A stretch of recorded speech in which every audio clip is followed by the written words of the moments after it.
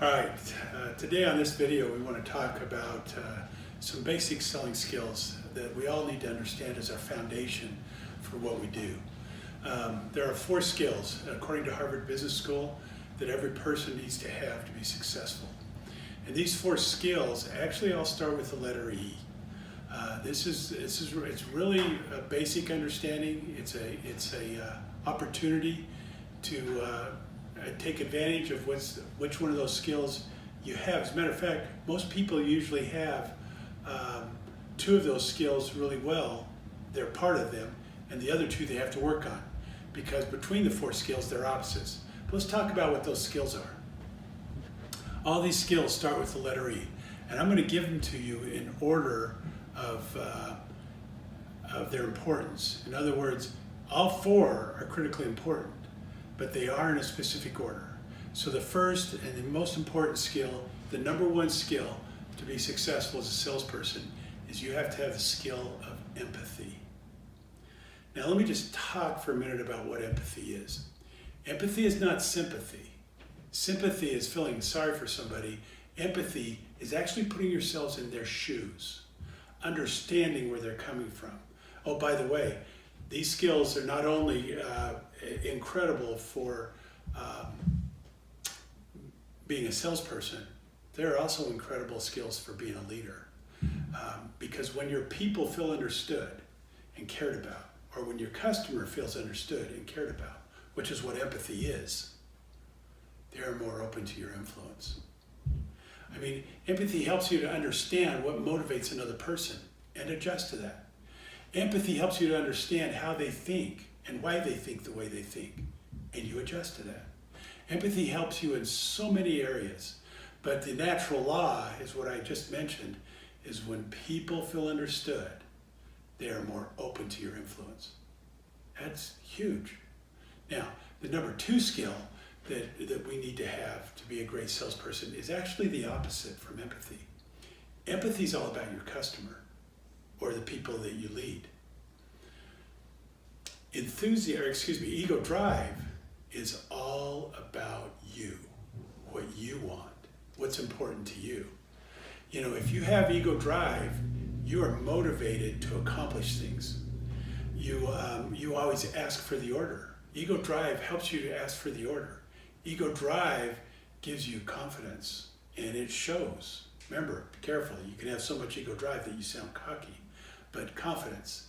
And ego drive helps you to do things that a normal salesperson wouldn't do, like get out there first thing in the morning, stay all day focused on your selling, and not leave until dark, that type of thing, and take less time for lunch. That's what ego drive does for you. It's a driven, accomplished type feeling. Now, what's great about ego drive, it has a natural law that goes with it too.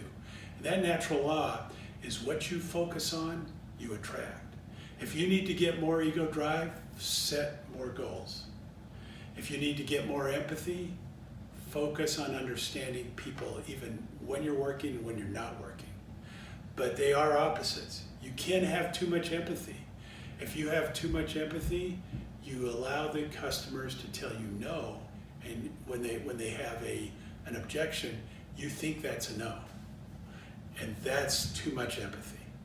With too much empathy, you'll lower the price.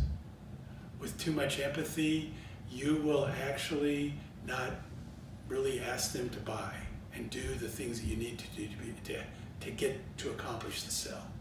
Where ego drive, the opposite of that, encourages you to always ask for the order, whether you deserve it or not. Ego drive helps you to deal with customers that aren't nice to you. When you walk away at the door, you go, that's their problem. That's what ego drive does. And so where they're the opposites, they really make a difference. Now, some mistakes of ego-driven salespeople is they can be harsh. They can be less feeling, actually have no empathy. They can also apply high pressure. And I'm here to tell you, nobody likes high pressure. And so this pressure has to be subtle. And the best way to apply subtle pressure is through silence after you ask a question. Silence is just enough pressure. All right, so that's the first 2. Empathy and ego drive, opposites of each other. The third one is enthusiasm. And let's talk about enthusiasm a little bit. I mean, enthusiasm is critical. Enthusiasm means you bring an incredible emotional flow into the situation or into the relationship, which is a big deal. And there's three things that you really have to have enthusiasm about. Number one, you got to be enthusiastic about your job as a salesperson and about your selling skills. Number two, you have to be enthusiastic about the customer. Enjoy customers, whether they treat you good or bad. Enjoy them. Love meeting new customers. And number three, you got to be excited about your company. You have to have confidence in your company, that your company can do what you're going to tell the customer that you're going to do. And so when you show enthusiasm about those three things, it makes a huge difference. Because here's the natural law behind enthusiasm. The natural law is he or she who has the most powerful emotional flow is in control. So that means whether the emotional flow is positive or negative, your job is to make sure it's positive. Now, I will warn you, you can have too much enthusiasm.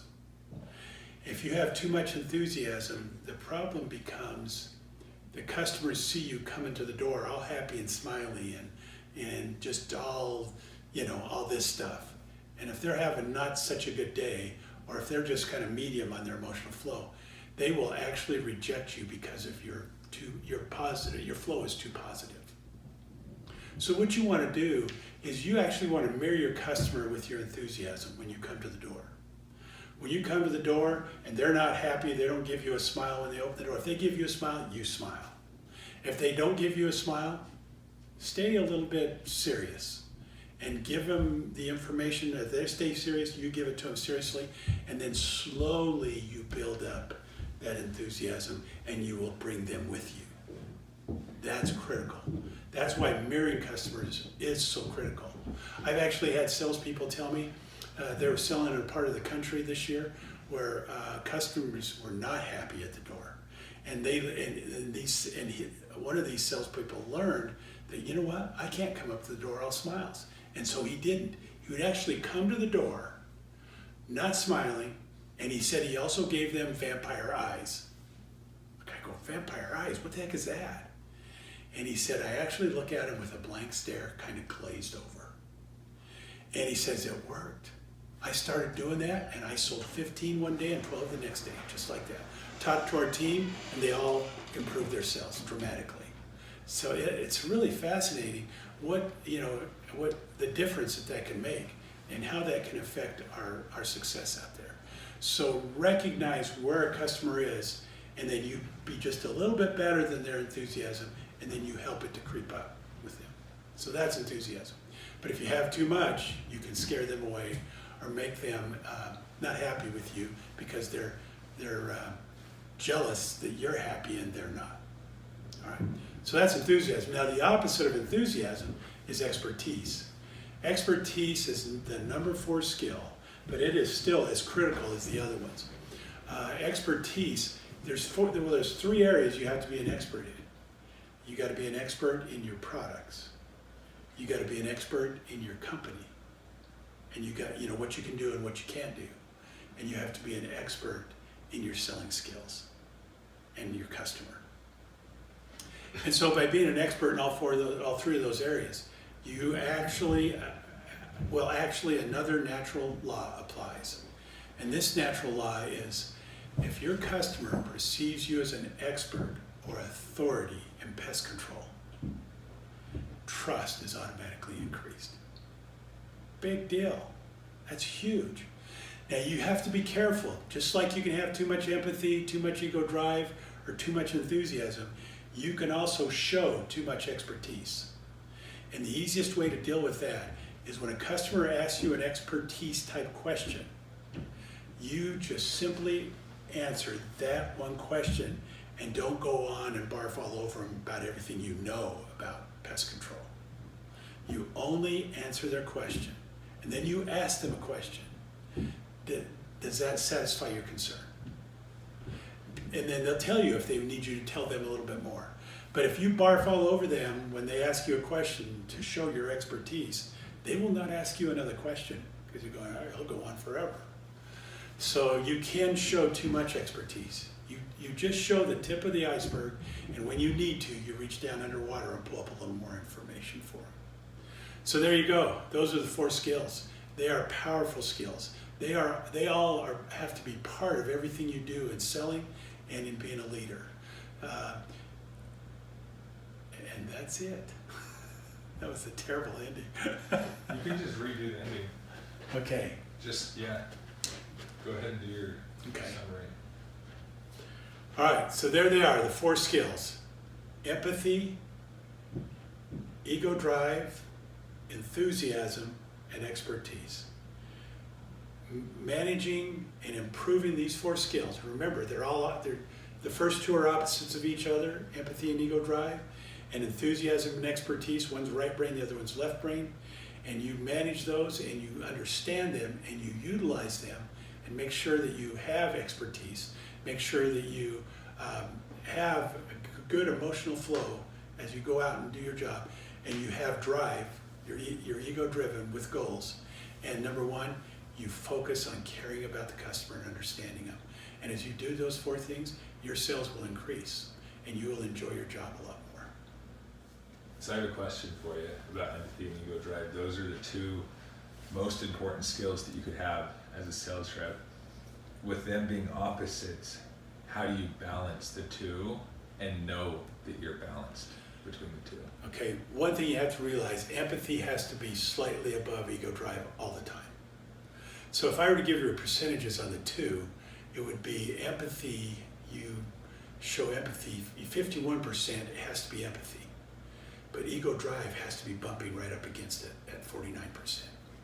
Now, why that is because it's more important that they feel understood than the customer feels that you are confident, which is where the ego drive comes in.